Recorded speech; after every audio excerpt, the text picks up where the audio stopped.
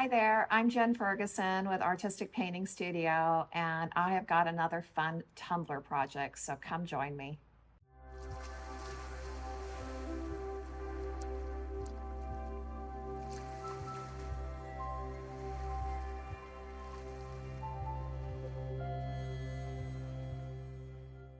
Hey there, I'm so excited to share this project with you guys because it has definitely been one of our favorite finishes. So I'm starting with a stainless steel tumbler. This is a 24-ounce plump, and they all come with a lid and a straw. So I'm just going to take that off. And the first thing that I always do is grab some sandpaper. I'm just starting with some 220, and we're just going to give this a good sand, okay? Now I'm lucky it fits on my hand, but if it doesn't fit on your hand, you can always use a cup holder, okay? And then, as you can see, it's a little bit angled at the bottom and at the top, so I will make sure that I'm scrubbing around on both of those areas, just making sure whatever coating and stuff that they put on the tumblers, we're just kind of breaking through that. And then also give the bottom a good sand as well, okay? This is just going to help to ensure that all of our process is going to adhere well to our project, okay? The next step that I'm going to do is I'm going to grab some 91% the isopropyl alcohol and clean the surface. I've already put this into a spray bottle, which is just easier for me to use. I'm just going to spray some onto the tumbler and then use a clean paper towel and just clean this up really well. And as you can see, my paper towel is really dirty, so that sanding does break through whatever is on there, and we got to get that cleaned up. Now, the next thing I'm going to do is I'm going to try to make sure I'm not touching it anymore with my bare hands, and I'm going to put our foam insert in here and put this onto a stand, okay? So that way I can hold it and move it around as necessary. The next thing we're going to do is put our base coat on, which is a primer. We are going to work with our Bondago black and get that on. So once you have cleaned off the tumbler, your next step is going to be a primer. I prefer our Bondago black, which is a paint and primer all in one, but you can use whatever you're comfortable with and what you find that works on the stainless steel.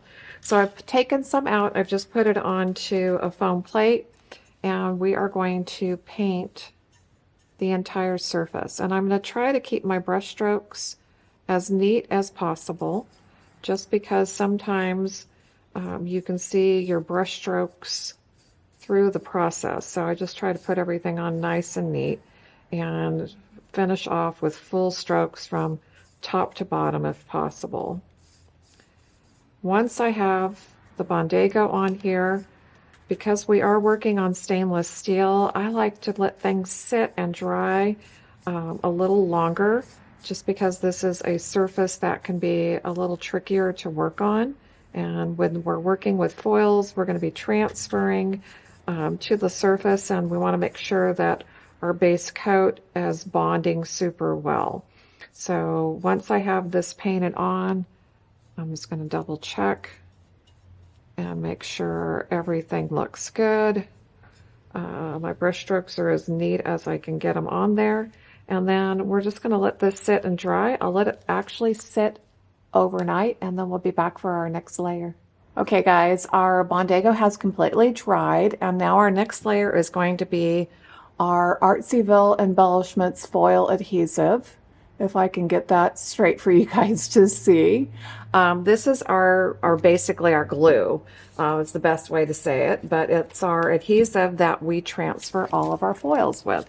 So I've already put some out on what I call a sticky plate, and then I'm just going to add a tiny bit of water, and I'm using a mist bottle, so it's not a lot of water that sprays out. And I'm just going to mix a little bit of water in, because when I'm brushing on the product, there are times I like it to be a little bit thinner so it just flows a little smoother. And that's what we're going to do here, okay? So I'm going to put a full coat of the adhesive on here, just doing the bottom first, and then again, just like we covered it with our Bondago, which was our paint and primer all in one, we're going to put another full coat of coverage because we're going to do a full wrap on this, so that we'll have 100% coverage of the foil adhesive. As you can see, when you're brushing it on, it is milky white. This product will go from this milky white look to where it will be completely clear and shiny when it's dry. Because I'm working on stainless steel, I do have a tendency to let my layers dry a little bit longer than I might on a wood project.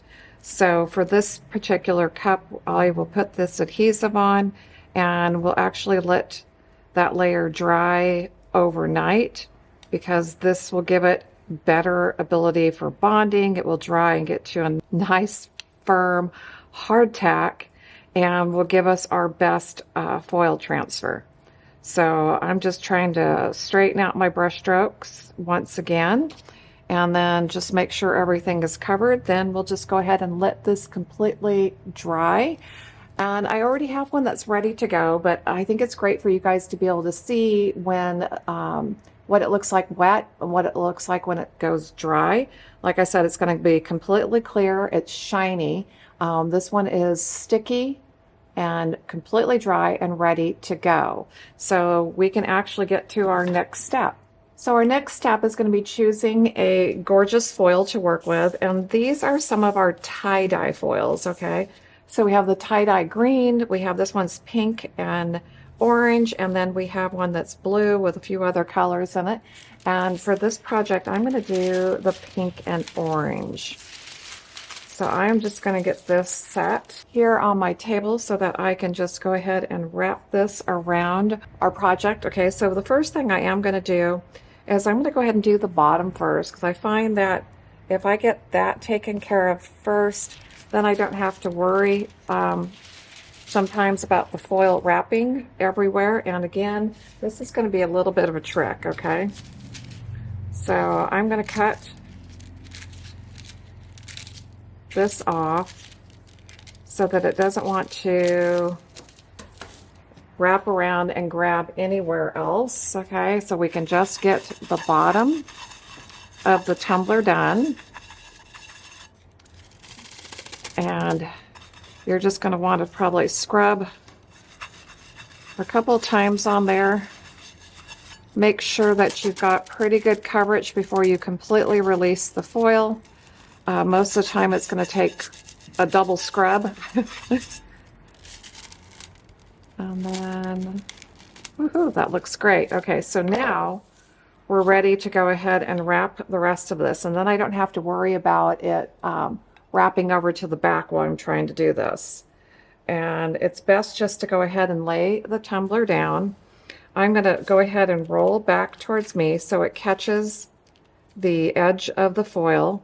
And then I'm just keeping my hand on it just to kind of keep things flat and straight. And then just let the weight of the tumbler go ahead and just roll through it completely. Okay, so you've got a full wrap going. So now we're going to get that scrub brush again. And my scrub brush is a plastic bristle scrub brush. It is just a Dollar Tree nail brush. They work great. I like that they're stiff, and normally shorter bristles will help as well. So we're just going to go ahead and get this scrubbed on. Okay, I'm back at where the seam is. I'm going to try to scrub that really good. Well, I've got the foil in place. And then we're going to start releasing. Okay, so I'm going to release towards me, and I'm going to peek under. And there's a few areas you can see even on the carrier sheet, there's a little bit of the metallization still there. So if you find some areas where you didn't get as much coverage and you want to try and release some more of that foil, just let it wrap right back on there.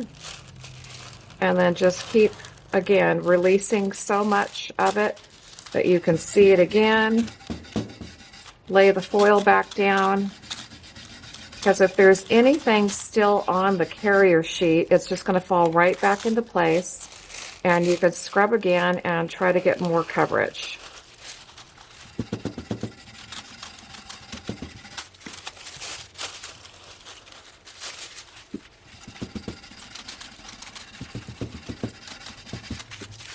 Okay, now we're getting to the very end, so I'm going to go from top to bottom so I don't release it before I'm ready. Then I'm going to go the other way and just check.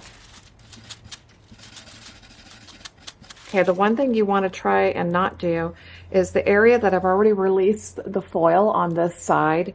We want to make sure we don't scrub on there, because we could scratch the foil itself, okay? So be careful doing that. And then, as you can see, we got great coverage, such fun color to work with, okay? So our tumbler has our foil on it. So now we're going to get our turner out and get everything in place so that we can put this on the tumbler turner and start our next layer with the epoxy. Okay, I've put my tumbler on the turner, and I'm going to also get this plugged in so it'll be ready. And I've mixed up my epoxy using part A and B. There are many different epoxies on the market. You will find the one we carry on our website. You always want to put B in first and then pour in A. You want to mix them super well together. Make sure you're scraping the bottom, make sure you're scraping the sides, and mix for about 2 to 3 minutes, okay? It should be mixed up really well. If you don't, okay, you could end up with issues of curing. So it's important to mix well and to also make sure you have equal parts. Okay, I'm going to get my plastic out underneath to catch any drips.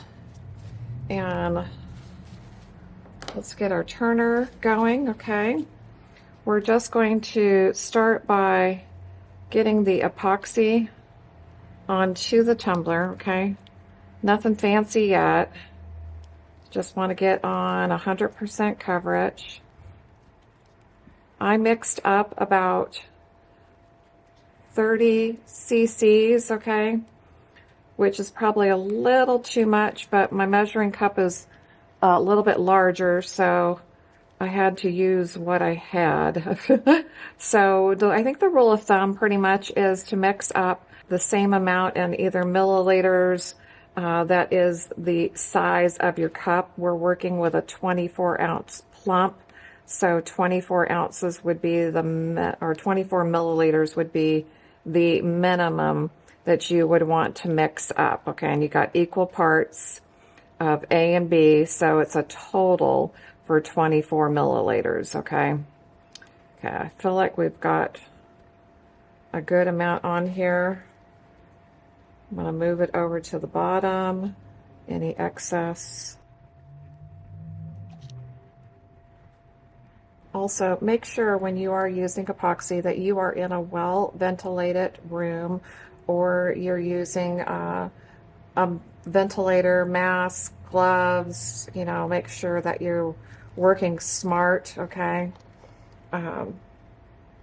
We are in a couple of 1,000 square foot building here, so if we're only doing one project, I normally don't mask up. If we're doing a lot of stuff here with epoxy, then we'll definitely put the ventilators on. But we have great ventilation.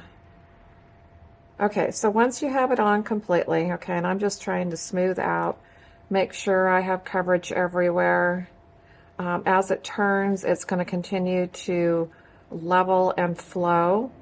And the one thing about this technique, which is my epoxy granite look, is you do want to allow the epoxy to sit and set up for normally no less than about 4 to 5 minutes, okay?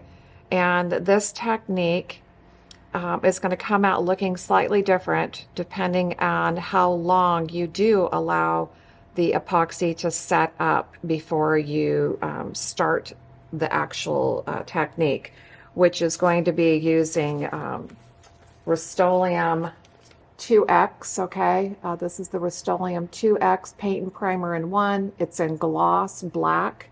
Okay, that is the spray paint we're going to be using.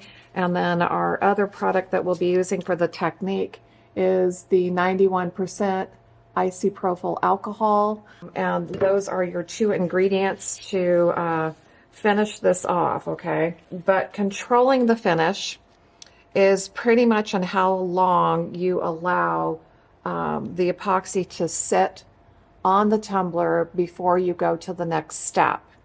If you put the epoxy on and it's still warm and moving and it's, you know, not setting up yet, the finish will come out looking slightly different. And I will show a couple examples of doing the technique right after you put the epoxy on, and then what it's going to look like if you wait 5 or 10 minutes. So we're just going to let this sit for a second, and I'll be back after a few minutes so we can move on. I have let the epoxy sit for at least 5 minutes, okay? And now, again, I'm grabbing that Rust-Oleum 2X paint and primer, gloss black, and I've shaken it up really well. You want to make sure you're hearing that rattle, okay? Now, this is what we call a high mist, okay? We are not covering this and making it solid black. It is just a mist, okay? So you should basically still be able to see foil through the black, okay? So it's not like solid color coverage. It's just referred to as a high mist, okay? If you apply this paint too thick or too heavy, you're going to have an issue and that's not going to work, okay? So if you can see my color still through that, that is great. The next thing is we have our 91% alcohol here. I put it into a spray bottle. So I'm just using a big spray bottle, and the thing you want to do is test. So test on just some paper or your plate, okay? So that you can see the spray pattern you're getting.